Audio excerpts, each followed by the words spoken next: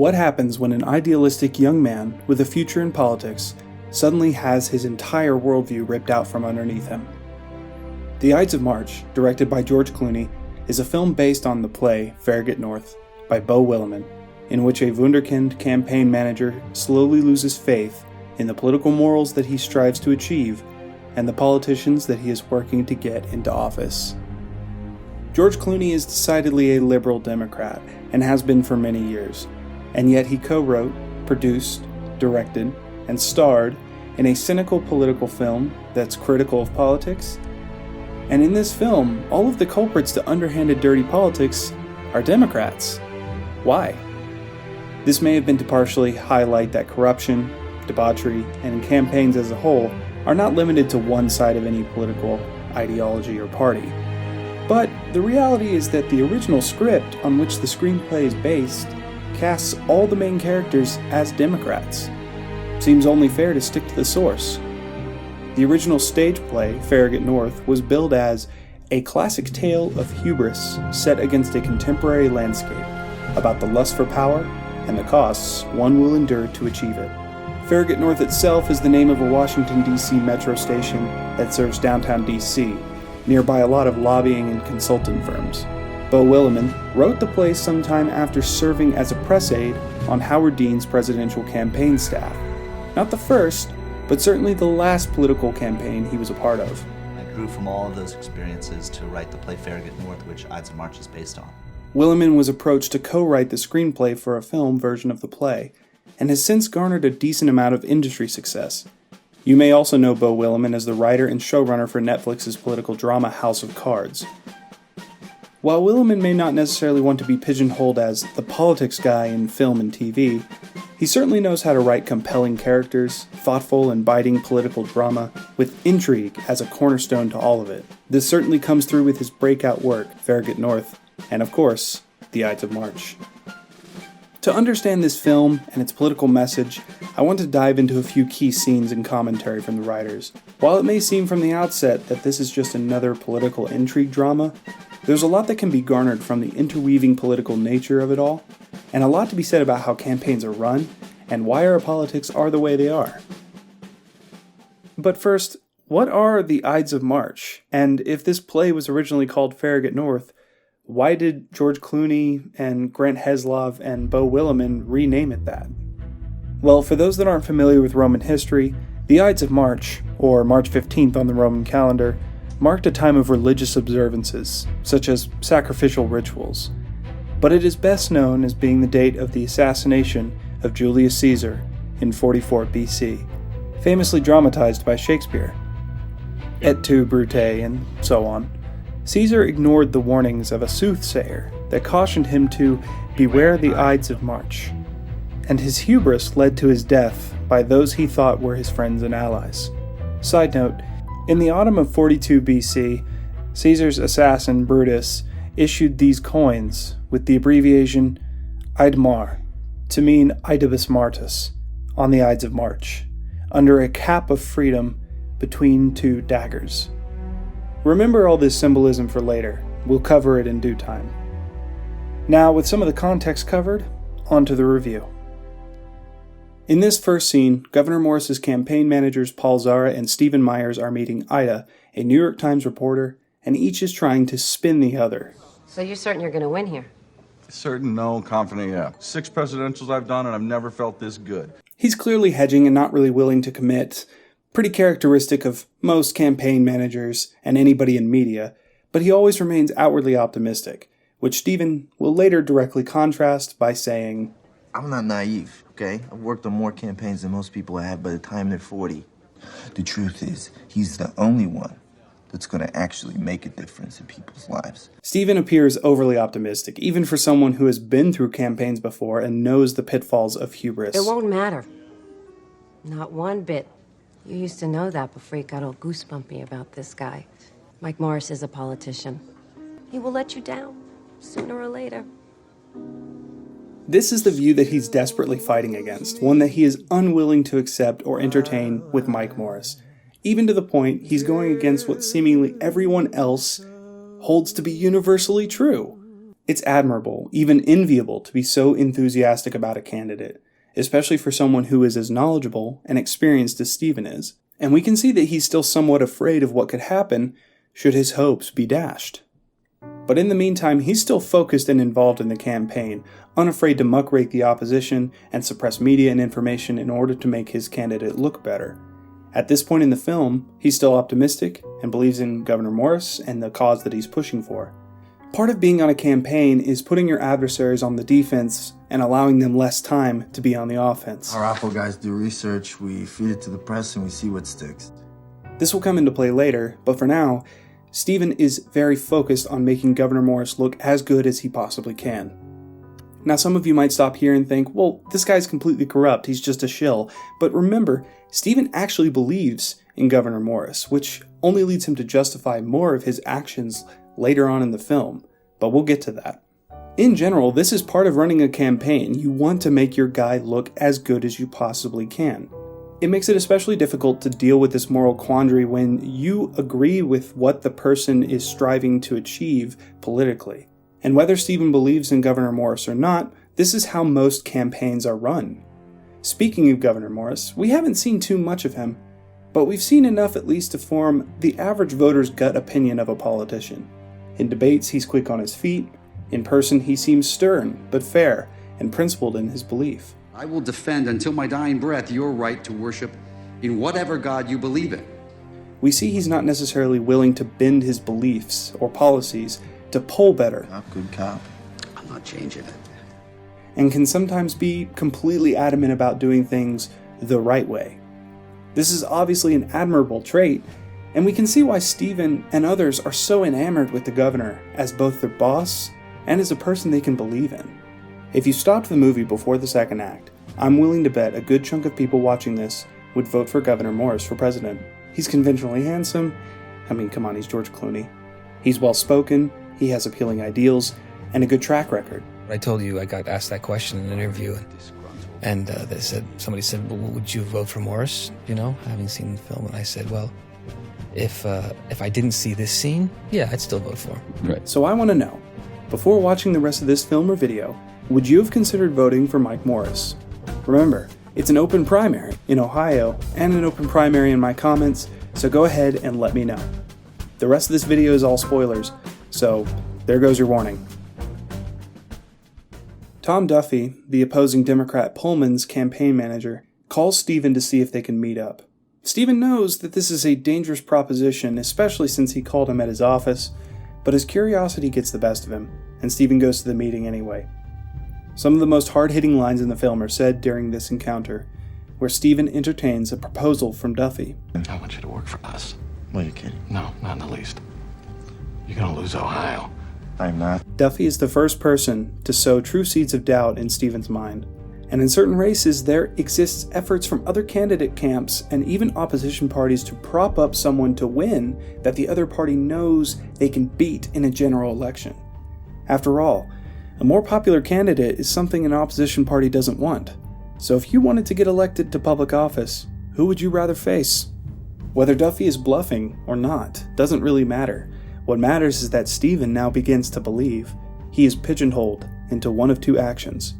Take the loss and get his head above water while he can, or get a bucket and try to save the sinking ship that is Morris's campaign. If Duffy was bluffing and trying to just sow doubt, he's done it spectacularly. If it's about getting your guy This is the kind of shit the Republicans pull. Yeah, you know what? This is the kind of shit that the Republicans pull.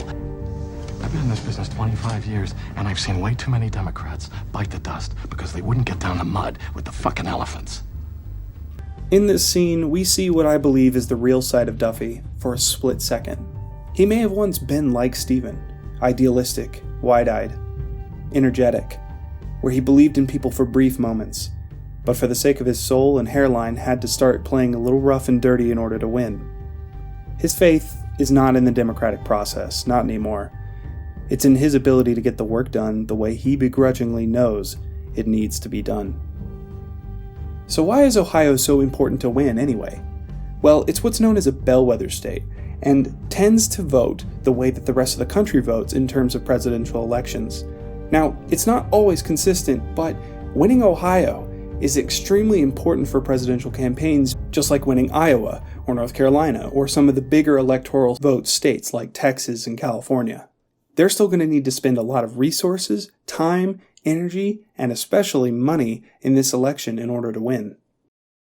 Later on, we get some peeks behind the veneer of Governor Morris. He's a bit of a realist and is noticeably shrewd in his questions towards Stephen. No, the campaign. How are we doing? Oh, great. I pay Paul to use the word great. I pay you to tell me the truth. I think that we are solid. Okay, Paul.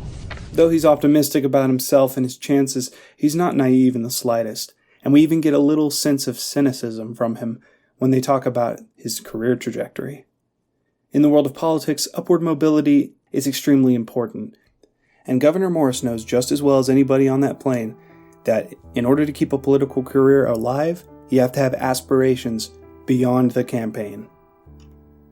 Later, behind the flag at the Kent State rally, which is a great shot by the way, Stephen tells Paul about his meeting with Duffy, assuming that by telling the truth, he would appreciate his honesty, that they could find a solution to the problem that Duffy had told him about. I met with Tom Duffy yesterday. Unfortunately, Paul is less than pleased. What? And I should have fucking told you that I'm sorry. Stop. Let me get this straight. You met with Tom Duffy. What do you want, Stephen? He wants to hire me. He wants me to jump ship and come and work for him. In Paul's eyes, Stephen has messed up, completely destroyed their game plan. No, it doesn't matter what you fucking thought. It matters what you did. It matters what you didn't do. Later, in an impromptu meeting, they have to make a plea to Governor Morris to do what needs to be done to win. I can't run from Ohio. They'll kill us. Not if you get Thompson's endorsement. I'm not going to do it. What does he want? Are you fucking kidding me? I'm going to give Secretary of State to a guy who wants to cut the top 10 floors off the UN? Governor, if you lose Ohio and they get Thompson's delegates, then they get North Carolina, then they get the lead. I respect your opinion. I'm never going to do it. Completely in line with what we know about Morris's character, he politely declines to make deals with people he disagrees with on principle. Once again, we see he's a different kind of politician, even behind the curtain. We can respect him for sticking to his ideals. We also see later that he's a caring family man, a devoted husband. We also see his plight in making all these compromises, an issue that plagues a lot of well-intentioned politicians and leaders. Every time I draw a line in the sand and then I remove it, so I wasn't going to do any of it. Negative ads. I can't on this one. It's good to make compromises. Morris knows that. But how far is too far? What should one be willing to do to win an election? And what do you lose on the way to getting what you gain?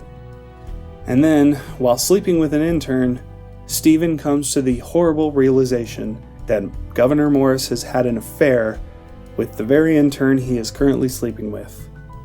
He knows how much of this could damage the campaign and Morris's career, his career, should news of this get out. He now also has to grapple with the realization that Morris is not as honest or as honorable as he once thought.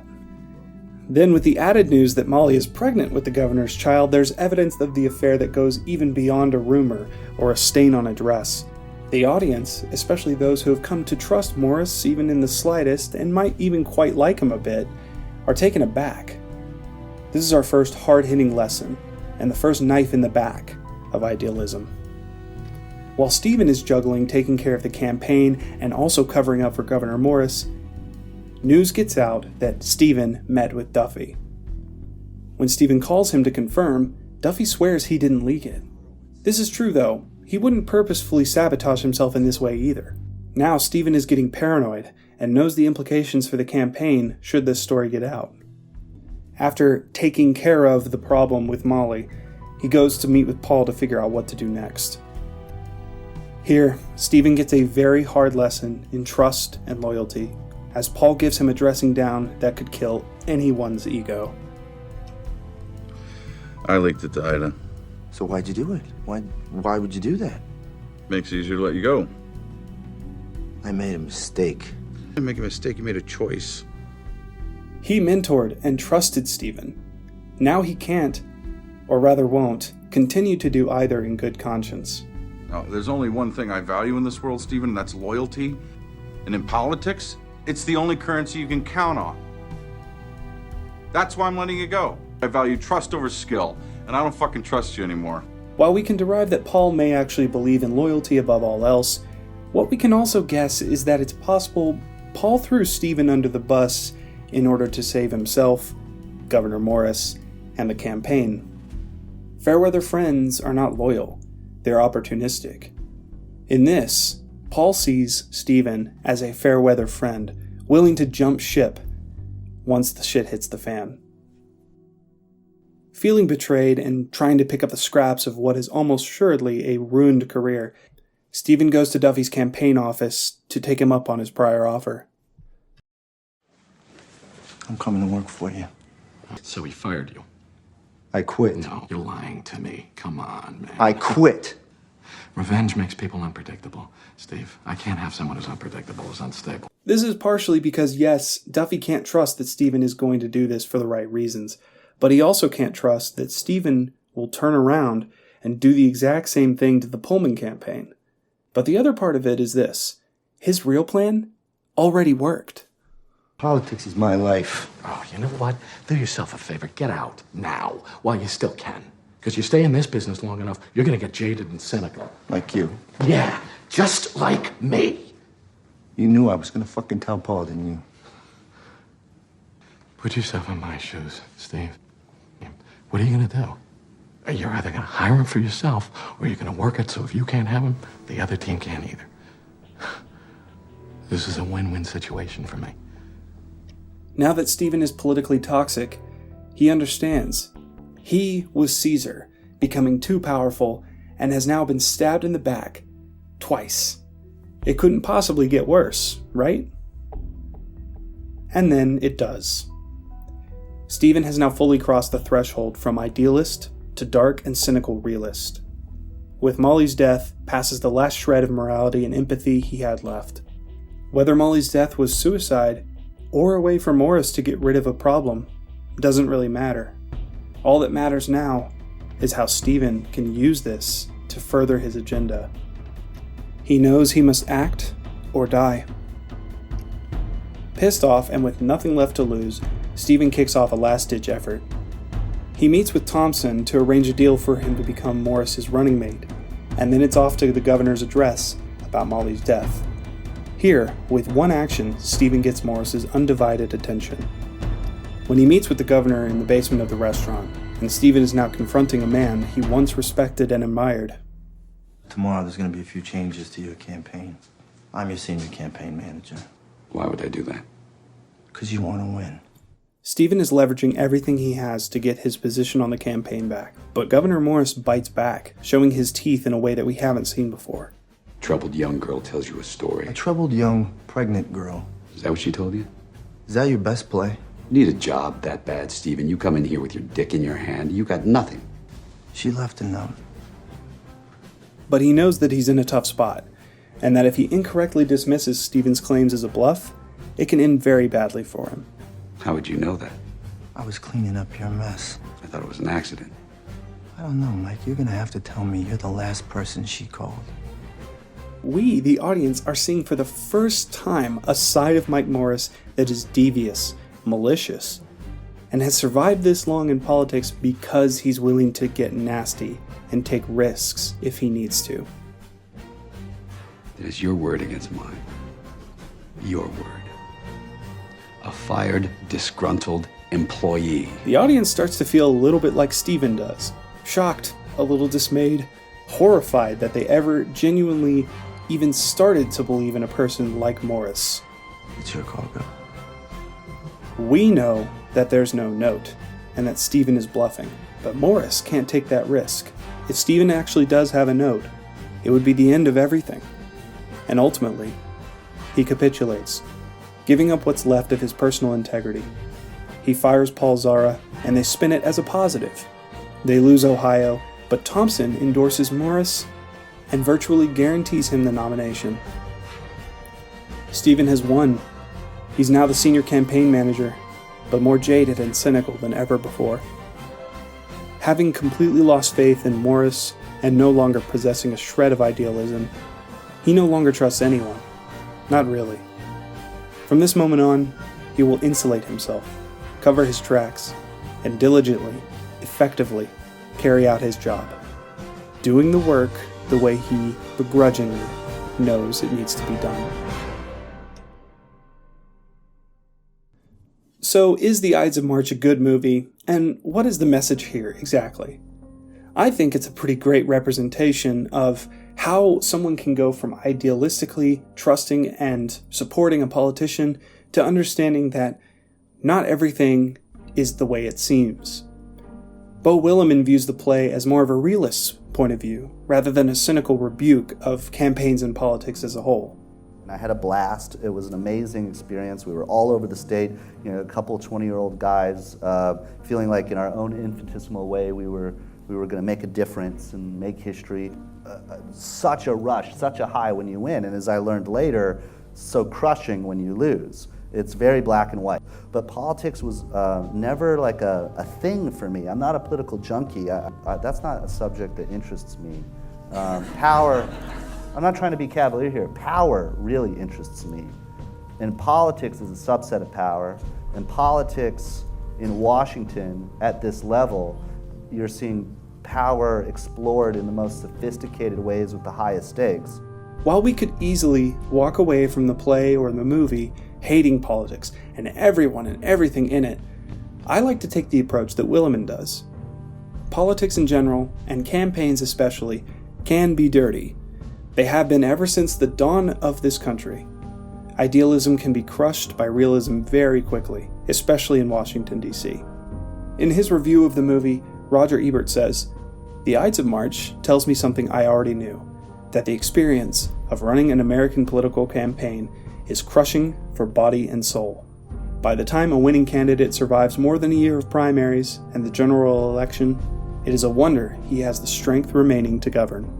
Clooney and Willimon are attracted to stories about smart, skillful people under pressure. And this movie's strength lies in the actor's performance to show the side of politics and politicians that people dread to know. Now I want to circle back to some of the symbolism that I talked about at the beginning of this video. Just like Caesar, Stephen was gaining a lot of power very quickly. He was already in a junior campaign manager position, and as Duffy put it, he was the brightest media mind in the country. So naturally, there's going to be people who want to take him down. At the beginning of the movie, Stephen is warned repeatedly by Ida, who could take the place of the soothsayer in this instance. She's not necessarily someone who can see the future, but she's covered these kinds of things before. She's sensible. If your boy wins, you get a job in the White House. He loses, you're back at a consulting firm on K Street. That's it. He's a nice guy. They're all nice guys. He will let you down. She's the first person that we see try to guide Stephen in the right direction, even if it's not something he wants to hear. Stephen was betrayed, stabbed in the back by his own friend and mentor, even though he did kind of deserve it. And I'm sure that some out there would argue that Caesar definitely deserved to get stabbed in the back, but that's not what this is about. In two very distinct instances, Stephen's political career is nearly killed on the spot, which I think sort of alludes to the coin that I mentioned before. He thought these people that betrayed him were his friends and allies, but his hubris got the best of him, and he very nearly paid for it. Not only does some of the symbolism of the Ides of March story take place in this movie, but coincidentally enough, the Ohio primary is taking place on March 15th. Definitely not a coincidence. While we think of Stephen Myers as the hero protagonist, he is essentially the same as, if not worse than, Morris. He sleeps with interns too. He is drawn by the allure of power. He acts on self-preservation. You could argue that he did what he did to protect the governor from threats, but that too is a lie. He is tying his success to Morris's. By saving Morris, he is also saving himself. So does he do the right thing in the end? No. A young woman is still dead. Morris is still on track to become president. And Paul is going to make millions as a consultant on Farragut North. In the end, the political machine keeps going, and all that's left are bodies and dreams in its wake.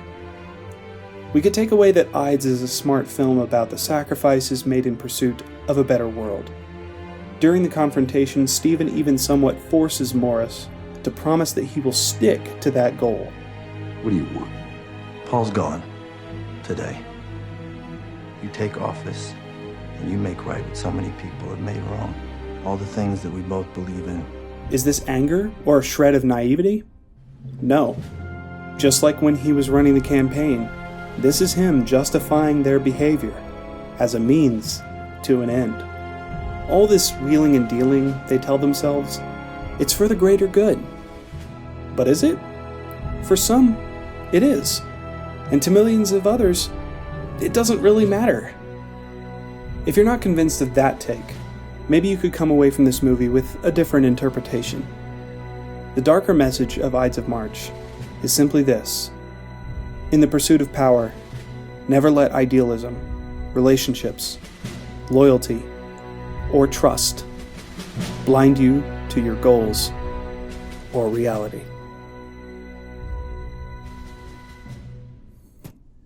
Personally, I really like this movie, and I think that the performances are amazing, the script is great, and the story as a whole is told in a way that you might need to watch it a couple times before you fully understand. Some people may see the twist coming from a mile away, but you could argue that this is kind of the whole point of the movie. Some people will see it coming, others will be completely blind to it. If you like House of Cards, and you like political intrigue drama, you should definitely give this movie a watch, even though I already went through the whole movie. I personally would give this movie an 8 out of 10, and if you don't agree with me, then that's fine. But thank you for sticking around. If you liked this analysis, please remember to like and share this video. All in all, I really liked this movie, and I hope to make more of these types of reviews, so subscribe to see more in the future. Thanks again for watching, and we'll see you next time.